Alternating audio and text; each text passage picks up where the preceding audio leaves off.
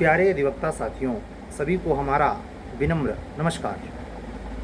आप लोग एपीओ को टारगेट करके यूपी में उस समय तैयारी में लगे हैं जो सीरियस बंदे हैं। मेरा अपना निजी आंकड़ा कहता है जो फार्म भरेगी, जो लगभग 65 से 75 हज़ार के बीच में फार्म भरा जाएगा, उसमें से केवल 3% लोग पढ़ रहे हैं। आप ध्यान रखिए, इस 75,000 के लिए केवल सीट 113 है। 75,000 जो फार्मवा डालने के लिए खाली कचहरी में है, कोई परवल खरीद रहा है, कोई तैर रहा है, कोई मूवी देख रहा है, दुनिया है। हम बात जितनी देर करते हैं 20 मिनट, 10 मिनट, 5 मिनट, 3% के लिए करते हैं। और परमात्मा को मैं शुक्रगुजार मानता हूँ कि हमसे जुड़ने वाला फाइनली जो मुझे पे करके मुझसे संपर्क साधता है, वो कम से कम इस 3% लायक है। मैं शुरू से कह रहा हूँ, मुझे क्राउड पसंद नहीं है। परमात्मा उसके लिए मुझे छुट्टी दिए हुए है। चिरकुटों की भीड़ मुझे बिल्कुल पसंद नहीं है। अनसीरियस पर्सन जो ये दिखा रहा है कि हम कंपटीशन देते हैं, कई बार मेंस हम लिख चुके हैं, सिलेक्शन नहीं होता, जो अपनी कमियां मानने को तैयार नहीं है, जो ओवर कॉन्फिडेंस में है, वो इस चैनल के काबिल नहीं है। आज एक सुगबुगाहट अन्य जगहों से पता चली कि शायद दिसंबर में 19 तारीख की चर्चा थी कि शायद प्री की एग्ज़ाम डेट आ सकती है। संजोग देखिए, मैं ये नहीं कहता कि उसी डेट पे हो जाए, ये कोई पक्की सूचना का मैं पुष्टि नहीं कर रहा हूँ, लेकिन एक बात ज़रूर कहूँगा कि कल जब मैंने प्रीलिम्स का टेस्ट सीरीज का शेड्यूल तैयार किया तो उसका आखिरी पेपर 4 दिसंबर को ख़त्म होगा। अब ज़रा सोचिए, मैं इस आकलन से ख़त्म किया, खुद बनाया, होशो हवास में बनाया कि आप अगर इस प्रीलिम्स के टेस्ट सीरीज से जुड़ करके अपनी अध्ययन को हमारे साथ साथ करना चाहते हैं और प्रीलिम्स निकालने की पक्की गुंजाइश पैदा करना चाहते हैं, तो आपके अंदर क्या होना चाहिए? एक ऐसा रिदम, एक ऐसा कंसिस्टेंसी में वर्क करने की हिम्मत होनी चाहिए जिससे आप आज से लेकर या नेक्स्ट 31 अगस्त से लेकर के कंटिन्यूअस 4 दिसंबर तक लड़ सकें। ऐसी अगर आदत नहीं रही है तो आप कर नहीं पाएंगे। हमको पे करने के बाद भी कम से कम 30% ऐसे लोग हैं जो हिम्मत नहीं कर पाते लिखने का, और लिखने का हिम्मत अगर नहीं कर पाते तो त्रिप्रक्रमीय किसी परीक्षा में आपको सफलता नहीं मिलेगी। इसमें वो लोग शामिल नहीं होते जो जैक से अंदर जाते हैं। जैक वालों को कुछ लिखना पढ़ना नहीं है, उनके लिए बिल्कुल रास्ता आसान है। वो सरकार के दामाद लगते हों या कमीशन के दामाद लगते हों, किसके क्या लगते हों, इसके पचड़े में मैं नहीं जानता। इनके लिए भी मेरी बातें नहीं होती, लेकिन आगाह इसलिए करता हूं कि आप लोग कहीं ऐसे व्यक्ति की तुलना कर रहे हों जो अपने आप कुर्सी पे तो बैठा हुआ है लेकिन करिया अक्षर भैंस बराबर है। ऐसे हर डिपार्टमेंट में है, कोई कमीशन से निकली भी भर्ती नहीं, समूह गा घा ये होता ही है, ये त्रिकाल सच है। तो हम ये कह रहे हैं कि जो शेड्यूल डेट है उसके अकॉर्डिंग अगर कंटिन्यू आप पढ़ाई कर सकें और chapter wise CrPC, IPC, evidence और जीएस पे बराबर काम कर सकें, तो अब की बार इतना बिफोर चीज़ों के पता चल जाने के से और पिछली गलतियों के जस्ट साल भर पहले ताज़ा गलतियों से सीख लेने से आप इस परीक्षा को वीट कर सकते हैं। आपको इसमें अंतिम सफलता मिल सकती है, ऐसी योजना पर काम कर सकते हैं। लेकिन अगर सो रहे हैं, प्रपंच कर रहे हैं और आपको ये मजाक लग रहा है कि आएगा तो कुछ कर लेंगे, कुछ नहीं होगा आपका। एक मनोभावना ये भी होती है कि पढ़तव्यम तो मर्तव्यम, ना पढ़तव्यम तो मर्तव्यम, जिह्वा सांसद काहे कर्तव्यम। जो पढ़ रहे हैं वो भी मर जाएंगे, जो नहीं पढ़ रहे हैं भैया तो फिर यहाँ समय क्यों खपाना भाई, यहाँ समय क्यों खपाना। आप तो भी एक बड़ा रोचक आंकड़ा पेपर में निकला, पूरे ऑल इंडिया में उत्तर प्रदेश के युवा, सोचिए नाम स्टेट का मेंशन है, उत्तर प्रदेश के युवा सबसे ज़्यादा 70% अपना समय व्हाट्सएप और ट्विटर पर बर्बाद कर रहे हैं। काहे नहीं महाराष्ट्र आया? अरे इससे बढ़िया बिहार आ गया होता। मणिपुर काहे नहीं आया? काहे नहीं और राज्य आया? हरियाणा, पंजाब काहे नहीं आया? क्यों यूपी बिहार आया? आप देखिए तो, आप किसी का स्टेटस आप देखिए, सुबह से शाम तक हो क्या रहा है। तो अगर ये सब कर रहे हैं तो आपसे कंपटीशन नहीं निकलेगा। प्री देने से आपको कौन रोक सकता है भाई? अगर आप अंडर एज हैं, साइबर वाले से बात करें, OTR का काम कंप्लीट करके फार्म डाल दें, कमीशन आपको एक सीट दे देगा, आके बैठ के एग्ज़ाम दे दीजिए। लेकिन प्री नहीं होगा। प्री में सफलता प्राप्त करने के लिए योजनाबद्ध ढंग से काम करना पड़ेगा। हम कल वाले वीडियो में, शायद मुझे याद आ रहा है, हमने कहा कि एक ऐसे बच्चे भी हैं जो ये जानते हुए कि APO आ रही है, जुडिशरी के पेपर पे काम कर रहे हैं बेजोड़। कितना भी नोटिस कमीशन ने निकाला, लेकिन वो कह रहे हैं सर उनको कहने दीजिए, वो अचानक UPJ भी निकाल देगा APO के बाद। तो उन बच्चों से मुझे हौसला मिलता है, क्योंकि कहते हैं जैसी संगत वैसी रंगत। मेरा कुछ इस प्रकार से मेंटेलिटी अपनी खुद की है कि मैं अनुशासन प्रिय और अत्यधिक लेबर करने वाले को पसंद करता हूँ। जो मस्खरेबाज है, जिसको हर चीज़ हल्के में लगती है, वो मुझे पसंद नहीं आता। इसलिए आप देखते होंगे चैनल में हर तीसरे दिन मेरे एग्रेसिव होने का मूल कारण यही है, अनुशासन विहीन व्यवहार करने वाले लोगों की भीड़। और बार बार परमात्मा से सही बता रहा हूँ, मुझे मेरे अंदर से धन्यवाद निकलता है, हे परमपिता परमेश्वर, मेरे सामने ऐसी भीड़ मत लाना। मुझे तो एकदम साफ फील होता है कि प्रीलिम्स के बच्चों की कोचिंग देना मेरे बस की बात नहीं है, क्योंकि इतने गोबर गणेश आते हैं, इतने गोबर गणेश आते हैं, और मेरा ये लक्ष्य है नहीं कि मैं सिर्फ पैसे कमाऊं। ये होता है ना कि वो 1000 में पढ़ा रहा तो 500 में पढ़ाएंगे, फिर अगला 100 में पढ़ाएगा, फिर अगला निःशुल्क पढ़ाएगा। ये सब चलता है, तो बिजनेस व्यापार का हर क्षेत्र में है। कहने का मतलब है, ये जो समय है इसका ब्रह्म सूत्रीय, जैसे ऋषि मुनि रात रात भर जग करके शुक्र ग्रह सप्तर्षि सारे खगोलकी का गणना करके चले गए, भृगु संहिता बन गई। रात में जग के ऐसा कुछ करिए और संकल्प ले लीजिए कि 113 में से एक सीट हमारी है। उस पर डे काम कीजिए, मिनिमम 10 घंटा।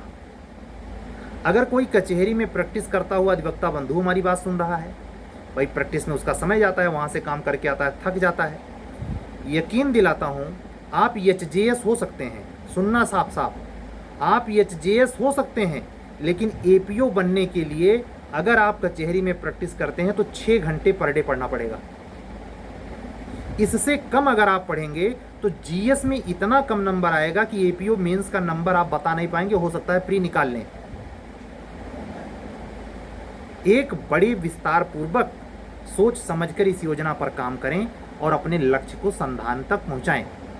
एक और बात करना चाहूँगा, यूपी जुडिशरी का इंटरव्यू चल रहा है, 28 अगस्त को लास्ट है। जैसा कि जान रहे हैं 21 अगस्त आज है। आज बिफोर मैं रिकॉर्ड कर रहा हूँ, अभी 11 भी नहीं बजे हैं, 11:15 है।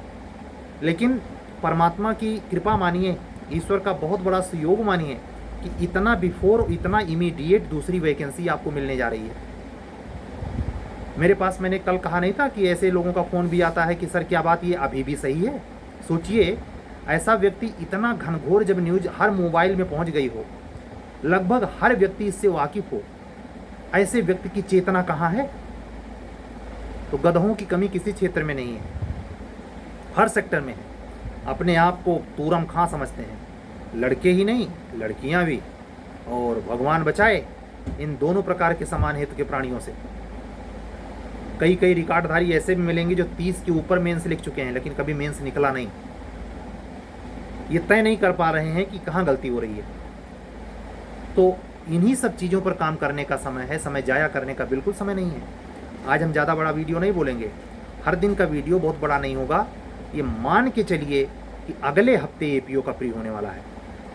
इसका कहने का मतलब डेट नहीं लगने वाली है। मैं आपको उत्प्रेरित कर रहा हूँ, आपको जगाने में, आपको सतर्क कर रहा हूँ कि ऐसा माइंड सेट बनाइए कि अगर अगले हफ्ते भी प्री हो जाए तो हम निकालेंगे। कहने का मतलब है, पिछले अक्टूबर से लेके अगस्त से लेके अगस्त 2022 से लेके इस साल अगस्त 2023 तक का करंट एकदम रपा रप होना चाहिए।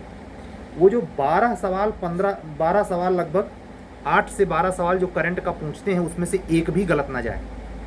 2 से 3 सवाल जनसंख्या पे पूछते हैं, 1 राइटर, 2 खेल, वो करंट का हिस्सा होता है।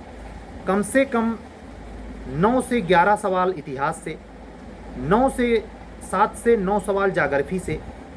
ये जो 9 सवाल का चक्कर है, उसको आप देखें, पूर्व में आए हुए सवाल तो बिल्कुल गलत ना जाएं। और उस पर भी पर डे ये नियम बना लें कि पर डे कम से कम 500 सवाल हल करेंगे। सुबह उठते ही 4 बजे उठ जाएं और वस्तुनिष्ठ प्रश्नों का संग्रह जब तक 500 न कर लें तब तक उठे ना। कोई भी काम डिले हो रहा हो, डिले होने दें, अगर इसमें एपीओ बनना है तो। मैं अपने एचजेएस के समान कैंडिडेट्स को भी ये कहना चाहूँगा, हो सकता है जेएस की वैकेंसी यूपी एपीओ के बाद आए। उन स्थितियों में आप इस वैकेंसी के प्रति सख्त निगाह रखते हुए अगर प्री निकालते हैं तो आपको मेंस में एक प्रकार से एचजेएस के मेंस लिखने के पहले मार्च अप्रैल महीने में मेंस लिखने का बेहतरीन अनुभव मिलेगा। इस अवसर को मत चूकें। जैसे 3 दिन पहले मैंने वीडियो में कहा कि हिंदी और जीएस पर पकड़ बनाने के लिए अब की बार की जो अक्टूबर में आरओ आ रही है, खास करके आरओ जिसमें कोई साइड का शार्ट हैंड ये सब नहीं मांगता, वो डालिए और उसके जीएस और हिंदी से टकराइए। जीएस यूपी कमीशन ही पूछेगा, वही 50 क्वेश्चन आपसे भी पूछेगा। आप 2018 और 22 के एपीओ के प्रीलिम्स में पूछे गए सवालों को गौर से देखें किस तरीके से परिवर्तन हुआ है, कहाँ परिवर्तन हुआ है और किस लेवल पर कहाँ काम करने की ज़रूरत है। इसके लिए कॉपी कलम उठाएं, हवाई ना सोचें, अन्यथा सिलेक्शन प्री में ही रुक जाएगा। करंट की बहुत बड़ी भूमिका होती है। 12 क्वेश्चन पूछा जाना बहुत बड़ी बात होती है। ऐसे भी लड़के होते हैं जो 50 में 45 सही करते हैं, हालांकि बहुत कम परसेंटेज ऐसा होता है, वो करंट के कोई क्वेश्चन गलत नहीं होने देते और करंट के क्वेश्चन उनके तुक्का में नहीं सही होते। माइनस मार्किंग का पेपर है, ये बिहार जुडिशरी या झारखंड जुडिशरी नहीं है कि जहाँ माइनस मार्किंग नहीं है, या उत्तर प्रदेश उच्चतर न्यायिक सेवा नहीं है।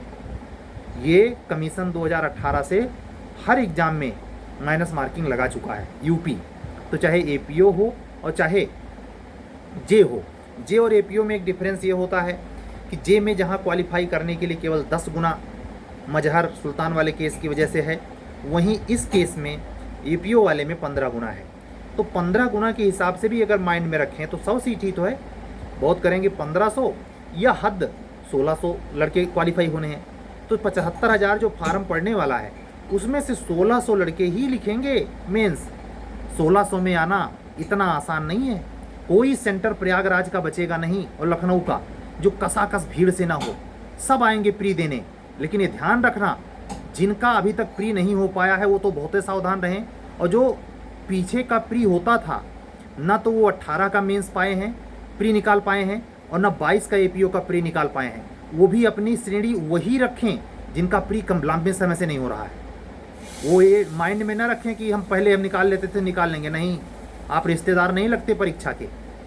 ये ध्यान रखिए, अगर आपने साल भर के करंट अफेयर्स पर विधिवत काम नहीं किया और अगर आपने ये सावधानियां जो मैंने करीब 12 मिनट में बताई है बरती नहीं, तो ये यकीन मानिए आप मुझे याद करेंगे कि सर सही कह रहे थे और प्रीलिम्स में हमारा सिलेक्शन नहीं हुआ। ठीक है, तो ये चीज़ माइंड में रखिए और चीज़ों को तैयारी के दृष्टिकोण से सिर्फ सुन करके टालिए मत, काम कीजिए। काम अगर करेंगे तो निश्चित तौर पर आपको सफलता मिलेगी, इसमें कोई रोक नहीं सकता। सफलता के लिए कोचर हमेशा नहीं चाहिए। अक्सर में 80% तैयारी सेल्फ होती है, इसीलिए मैं अपने क्लास का 80% हिस्सा टेस्ट सीरीज रखा हूँ। उसमें क्या है, टेस्ट सीरीज का मतलब क्या है, आपको अपने के बारे में आंकना।